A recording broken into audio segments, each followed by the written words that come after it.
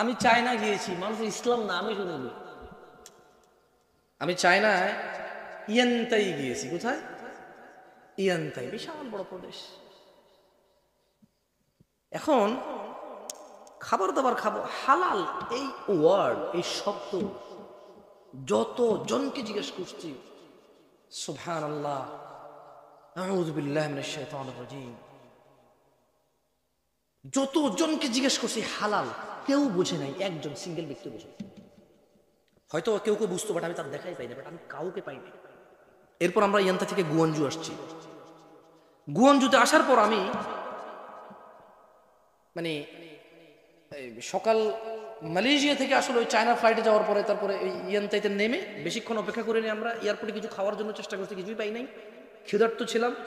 যাক মাশাআল্লাহ, কাউরে বুঝাইতে পারিনি হালাল খাবো। পরে ওখানকার ওই যে এয়ারপোর্টের ভিতরে একজন চাইনিজ, সে একটা পানি দিছে, তারপরে কি যেন একটা বন্টন দিছে। তারপর বনের আমি গ্রান টান ছুটতেছিলাম, আমার শুকুর টুকুরে চর্বি টর্বি থাকলে তো বুঝেন না।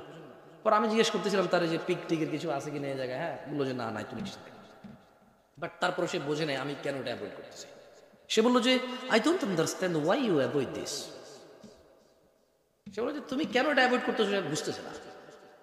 আমরা মানে গুয়ানজুতে এসে আমরা কি করলাম, আমরা 400 কিলোমিটার দূরে একটা জার্নি করছি আমি খালি পেটে। ভাই বিশ্বাস করেন, 400 কিলোমিটার। আমি তো পেটের খিদায় আমার অবস্থা খারাপ, খাইতে হবে।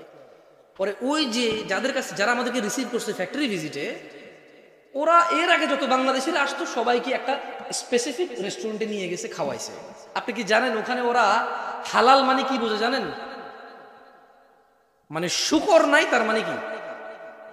শুকর নাই তার মানে কি? মদ নাই তার মানে কি?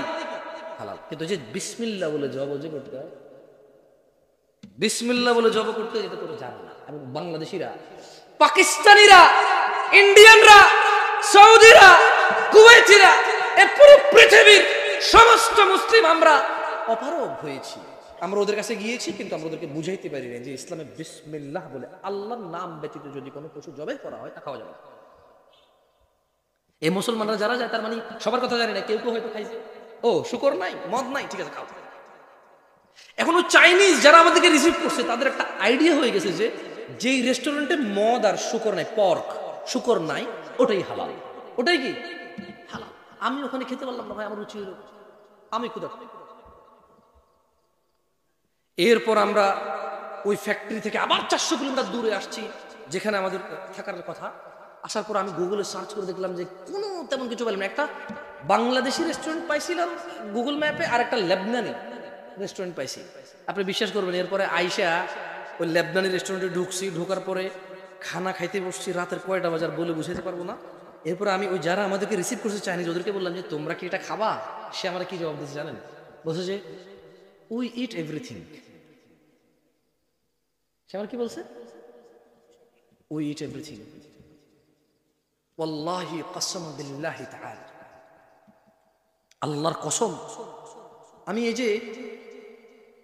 যে হাদিসটা যে বাদা আল ইসলাম গরিবা, ইসলাম অপরিচিত অবস্থায় সূচনা, মানে অপরিচিত অবস্থায় কি হয়েছে? ইসলামের সূচনা হয়েছে। ওয়াসায়াউদু কামা গরিবা, এবং অচিরেই ইসলাম অপরিচিত হয়ে যাবে, কেউ চিনবে না। আমি বুঝতে পারি না এই জিনিসটা যে কেমনে হবে, এটা কেমনে সম্ভব যে মানুষ ইসলাম নাম শুনবে না? আচ্ছা, সে ধর্ম মানলো না, সে গুনাহ করলো, শিরক করলো, মদ খেলো, জুয়া খেলো, জানা করলো, মারামারি করলো, খুন করলো, ডাকাতি করলো, ইসলাম জানবে না মানে কি? অপরিচিত মানে কি? মানে হোয়াট ইসলাম কি?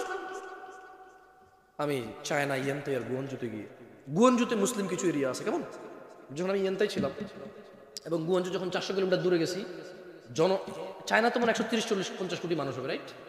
এই বিশাল জনসমুদ্রের কেউ, ওয়াল্লাহি যারা আমাকে 2-3 জন ছিল ঘুরেছে, আমাদেরকে বললো যে did you ever heard about Islam?